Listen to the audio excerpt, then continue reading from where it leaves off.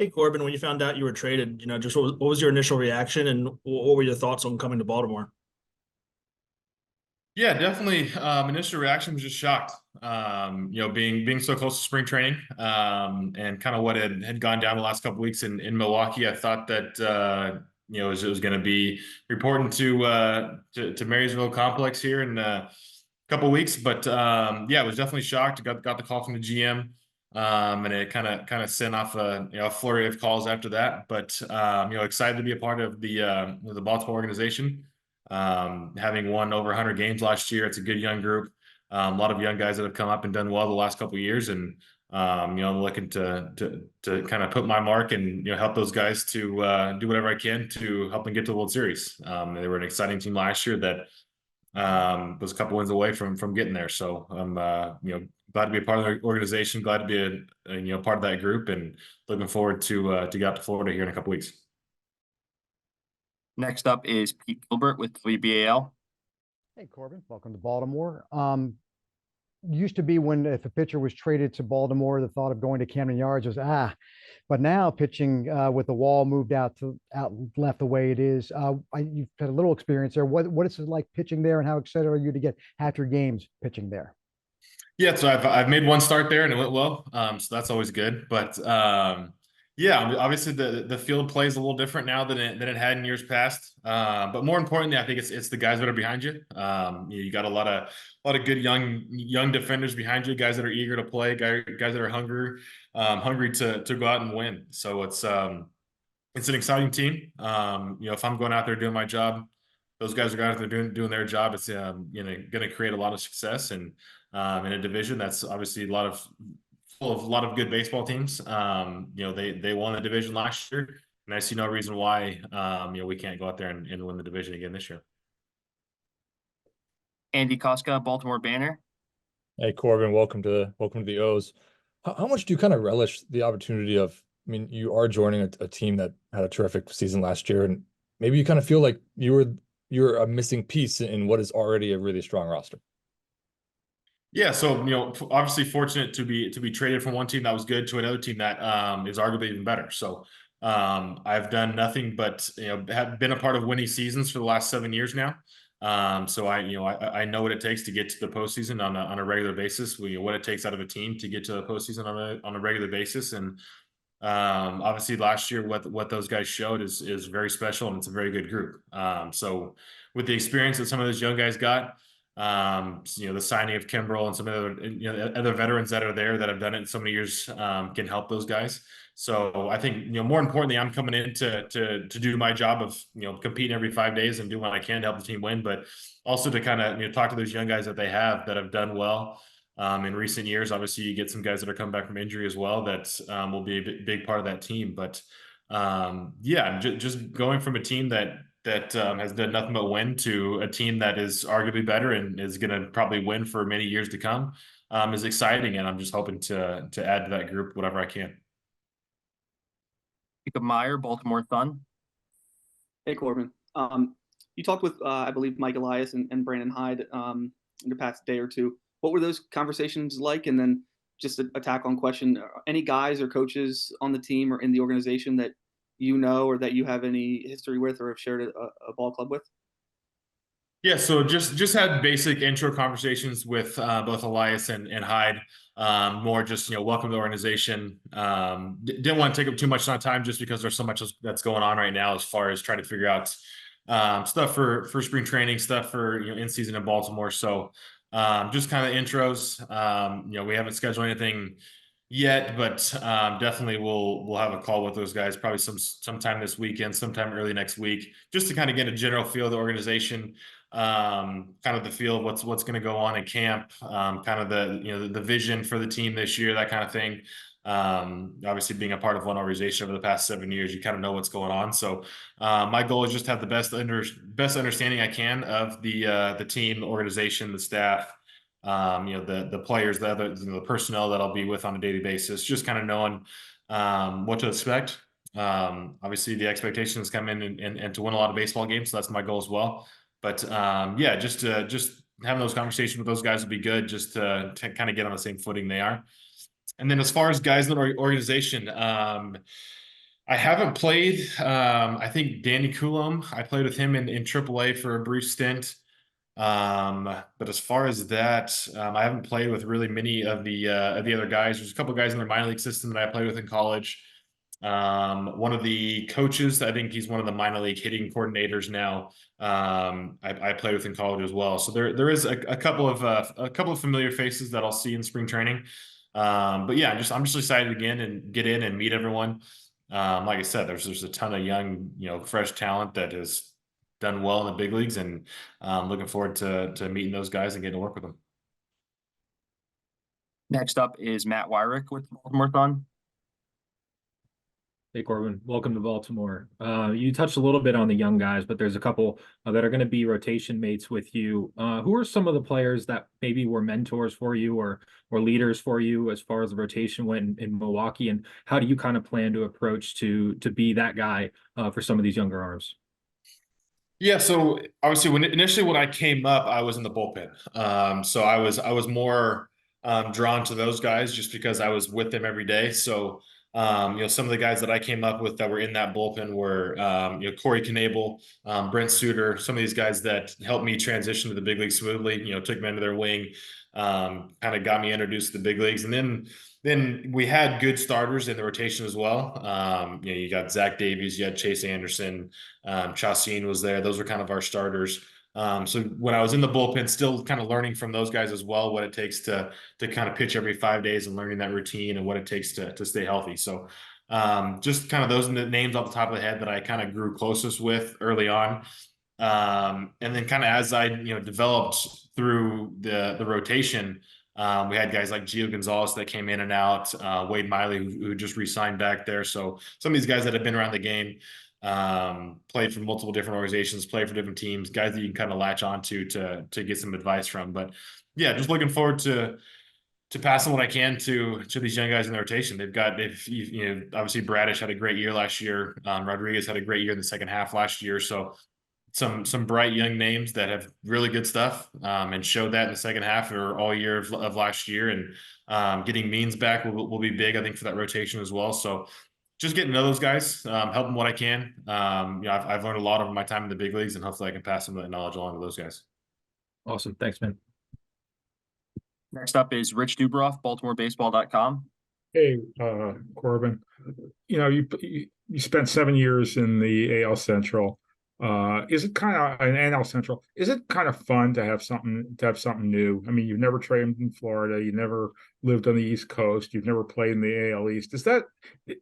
Is the change good for you? Yeah, I mean, I think everyone's always scared of change, right? You don't know what's coming. So it could be both good and bad depending on how you look at it. Personally, for me, I'm gonna look at it as a good thing. It's one of those things that there's a team in that division, the Tampa Bay Rays, that I've never started against. I've only made one career start, I think, against the Yankees. I don't know if I think maybe one against the Red Sox. So it's teams that I've never faced before. So you kind of have that unknown of them facing you facing them.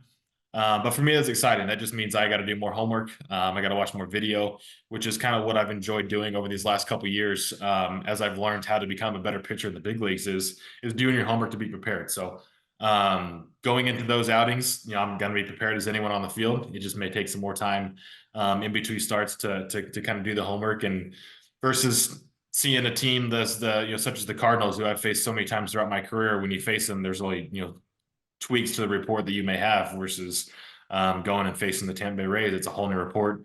It's a whole new group of guys that you've never faced before. So it's a fun new challenge that I'm going to embrace and look forward to, because I love digging in and kind of doing the homework and learn about guys and learn how to get guys out. Dan Connolly with Sportsnaut.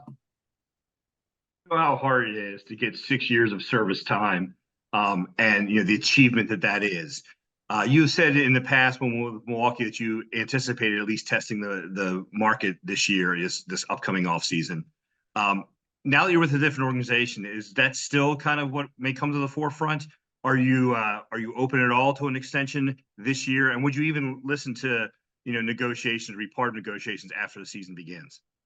Yeah, so obviously my focus is getting to Florida, getting to know the guys, getting to know the organization, making the relationship with the guys that I need to. And then kind of all that will come secondary.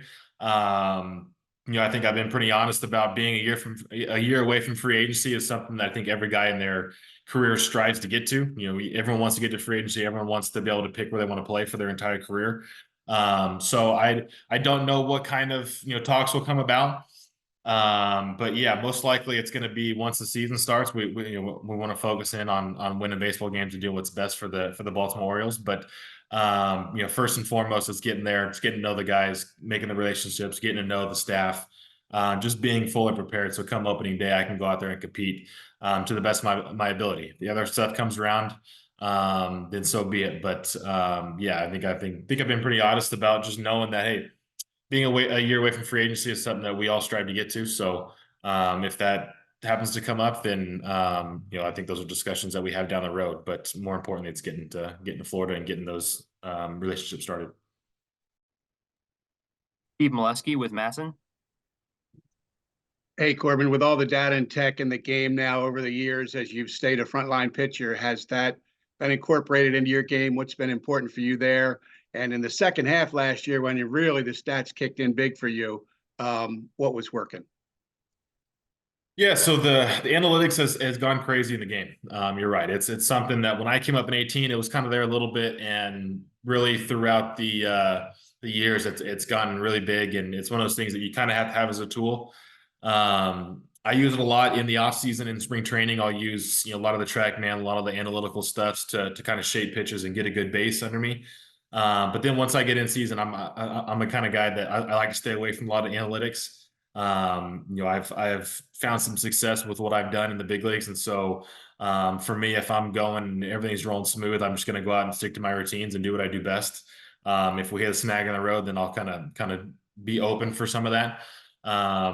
But it's for me, it's kind of you get the info. You know what you're going to do. You go out there, and as long as you can execute pitches, you can get outs in the big leagues. So that's kind of where my focus is with the analytics. Now, do I think it's a great tool to have? Yes, which is why I use it so much in the off season and when I need it in season. So it's not something that I completely push out of the way, but it is relevant in today's game. So it's definitely there. And then what was the second half of your question? Sorry. Just what worked so well for you in the second half of 23. Yeah. So early on in the year, I had a lot of things pop up. Just coming out of spring training last year, I didn't feel I was as ready as I was in years past. So had a couple of rough ones at the beginning. Got really sick in Seattle. Had a minor shoulder deal on a tag play in Seattle along with the sickness. So kind of as the year started, we just didn't have a good base and good footing to go. So we're always kind of playing with the mechanics, playing with the feel of certain things, and just never really got a hold of things until probably 2 weeks before the All-Star break, which is kind of when things started to click. We went on a good run, and even then, the second half it was good, but it was kind of one of those things where we're still searching for stuff. So it wasn't the best me out there. It's kind of the easy way to put it, knowing that we still have some in the tank. But basically what I learned from the previous years to that point is as long as I go out there and I compete, I can still get outs in this league. And I proved that in the second half last year. Even without my best stuff, I was able to go out there and kind of bear down, kind of stick to what I do best, and was able to get through it with a pretty good second half. Time for a couple more questions. We'll go to Stan Charles with Press Box. Corbin, welcome to Baltimore. Steve took my question, so I'm going to flip to a second one, which is working with a new catcher. How long does it take you to really get into sync with somebody, and do you know much about Adler? Yeah, so that's definitely going into camp. That is my biggest thing I have to accomplish. And so when I talk about relationships, the relationship with him and McCann are the two biggest relationships I can have on a team. Follows that with probably Hyde and the staff after that as far as knowing what's going on. But the two biggest relationships I have to establish and have to grow are going to be with the two catchers. It's one of those things I've done it the last couple of years now. For 2 years in a row, I've had to make those relationships with catchers kind of have as we've had that revolving door. So It'll start from the day I get there. It's one of those things that sometimes it clicks in a week or two. You get on the same page and things flow great, and you love when that happens because it makes your life so much easier. And sometimes it takes all the spring training just to kind of get on the same thought process. These guys will be catching me for the first time just as I'll be throwing to them for the first time. So it's a two-way street when you get that relationship. You have to have the comfortability of myself throwing to those guys, set up positions, how they call a game, make sure we're on the same page there. And then for them, it's seeing me and catching me for the first time. I've faced both those guys as hitters, but obviously they've never caught me. So they'll learn a lot just as much as I'll learn a lot in the first bullpen session. You'll learn even more when you get in the first game. So it's kind of one of those things that definitely doesn't, come quickly, but it can come quickly if you have enough conversations, you sit down, you have the meetings, you kind of explain things. You're open, you're upfront with everything as far as how you view hitters, that kind of thing. It makes things go a lot quicker, but it's definitely one of those things that is tough, and it's one of those two relationships will definitely be the most important. And then the second half of that with Adley, he's great young talent. He proved it last year. He was a top prospect coming all the way up. Got to the big leagues, performed last year and did really well. And then McCann being the veteran behind him to provide that support and knowledge along the way is huge. So I think it's a good combo, and I'm definitely looking forward to getting into camp and getting to know those guys. I look forward to seeing you in Sarasota. Thank you. Valerie Preactor with WBAL. Hey, Corbin, congratulations. Everyone talks about your cutter. Has that been the focus during your off-season conditioning or practice, or are you looking forward to also working with the Orioles pitching staff that's known for developing arms further? Yeah, I mean, ever since I started throwing this offseason, the cutter has automatically been in a better spot than it was last year, weirdly enough. So I don't know if some of the stuff we've done mechanically this offseason in the weight room, that kind of stuff has put me back in a better position to throw the baseball. But from every indication of bullpens and stuff I've thrown to this point in the offseason have been very positive, and stuff has looked a lot better. So that's good. Good to the point that we've actually started to work on a couple of new things, which usually doesn't take place until later in camp when you start to kind of fidget with things. So I'm at the point now that I'm able to work on a couple of things, show a new pitch here or there. Which for me is a huge positive because I have so many weeks to work on it that it could be a viable option that we want to use in games. So that's definitely exciting. But yeah, I mean, everything has been good to this point as far as my work with pitching coaches and stuff in the past. So I think it'll be a smooth transition to getting to know the new the pitching. Not only the coaches, but the whole staff in general. There's much more than just that goes into just the pitching coach. There's all the analytics guys behind the scenes that provide a lot of those numbers to the pitching coaches and stuff. So that's those are relationships as well that I'll get to know throughout the year. But more importantly, those are the guys that you want to be able to be close with when it comes to scouting reports and game planning and learning how to attack new lineups that you haven't faced before, because those guys have seen them for years now. So that's definitely something to look forward to doing. And getting to work with those guys, seeing the knowledge they have, and also kind of passing my knowledge that I've learned on to them so they can help convey it to some of the other guys as well. Albert with WBAL. Yeah, Corbin, I was curious, like you're not that familiar with the Orioles as far as the players, don't have a lot of relationships. Fans here don't know you very well either. So if you were to describe yourself as a guy that goes out every fifth day, what can they expect? What do you think they'll see? Yeah, so basically what I'm going to bring the organization is a guy that's going to go out there every 5 days and compete whatever I can do to win the baseball game that day. Hopefully every start I go out there, I got my best stuff and I can breeze through 9 innings and we can roll into the sunset and live another day. But what I've learned over my career is that you have a handful of games that your stuff is really good, and most of the games you're having to mix and match stuff and piece it together. And I think that's where you kind of see a lot of the emotion in me when I have those starts where it looks like things are going great and I'm on the mound trying to do whatever I can to get out. So I think that's a lot of where the emotion comes out of me at times when you get big outs, when you're struggling to find certain pitches. So I'm going to bring a lot of emotion to the game. I'm very passionate about the game, very passionate about winning baseball games. And I think, seeing it from the other side, I think fans will see that, and they'll see it even more now that I'm in Baltimore. But yeah, I mean, I'm a family man. I'm married and have a 2-year-old. Actually, he turns 2 next week. Family is very important to me. We'll do our best to connect with the community. Obviously, we've kind of come into this rather quickly, so we'll do our best to make those connections and get out in the community and do things. But yeah, we're excited to be in Baltimore, and hopefully all the fans of Baltimore are excited to have us. Last question is from Jacob Meyer with the Baltimore Sun. Hey, Corbin, not sure how much you're on social media, but I'm curious if you saw the reaction from the fan base. It was jubilation kind of all around, and what your thoughts are on that, and on coming to a place where the city and the fan base is just so excited to see you pitch. Yeah, so I'm actually not on social media a ton at all because I'm chasing the little guy around most of the time. But you know, I have gotten obviously a lot of text and phone calls from guys that know of the Baltimore Orioles organization, that were with the Brewers or with other organizations, just saying how great the organization is.